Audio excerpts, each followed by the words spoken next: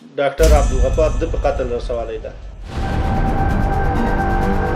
غفارم در موتورسیکل خرید، تفنگچه خرید، $2000 من وعده کرد دنیا آدم بزن بکش.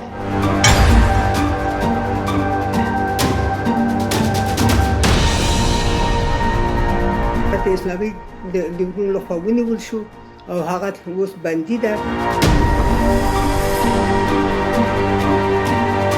زلمی چې دا مطلب متکرر مجرم ده.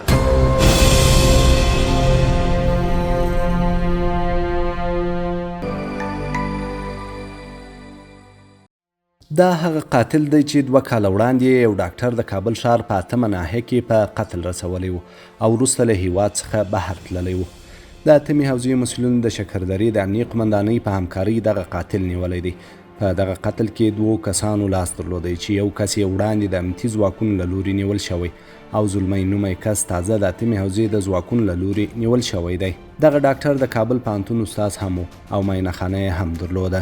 د مرحوم ډاکټر صاحب عبدالغفار همدرد چې د افغانستان یو کادر او د کابل پوهنتون استاد و چې 2 کاله مخکې 8مې حوزې په ساحه کې د ځینو کسانو لخوا په قتل ورسېد او هغه شهید شو.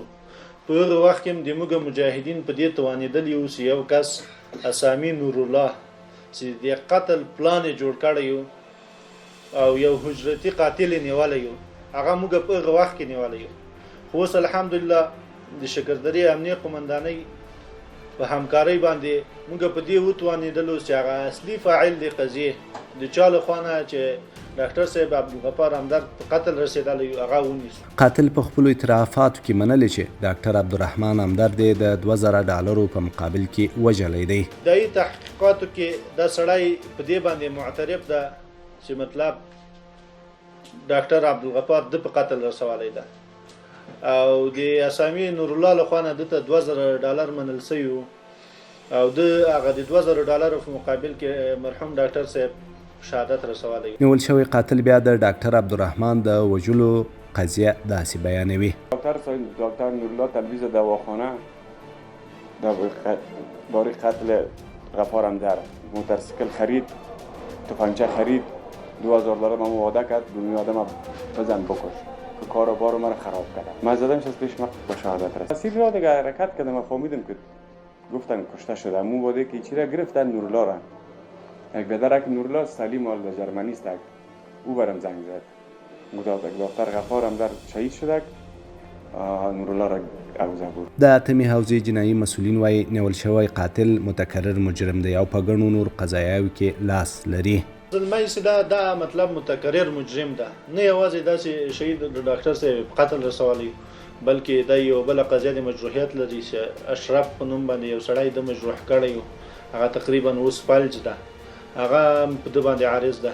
نور هم په ځینو قضایاو کې مطلب موږ سره مظنونیت لري، هغه ټولې قضایاوې موږ راجمع کړي دي، دوسیه برابره کړې ده او د بعدي اجرات لپاره به جنایي ریاست تحقیقات ته ولیدل. د ډاکټر عبدالرحمن پلار بیا د پیښې په تړاو داسې کیسه کوي او د امنیتي ځواکونو د هڅو ستاینه کوي. دا نورالله او دوی دواړو په سلام اسناد سره هغه کړی و کار یې کړی و چې دته نورالله پیسې ورکړي. نورالله په خپل اقرار کې ویلي چې $2000 مې ورکړي دي، تفنګچه مې ورکړې ده، موټرسایکل مې ورکړی، موټر د ما وړی دا کار د کړی ده.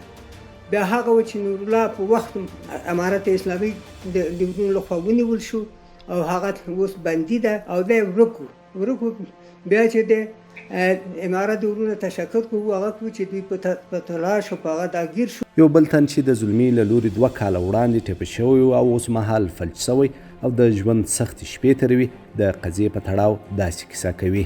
خاص بیاگ بر پدر زنگ بزن که ما که پدر گپ میزدم که پیسه رو بچه تو بتم یعنی ما گفتم نه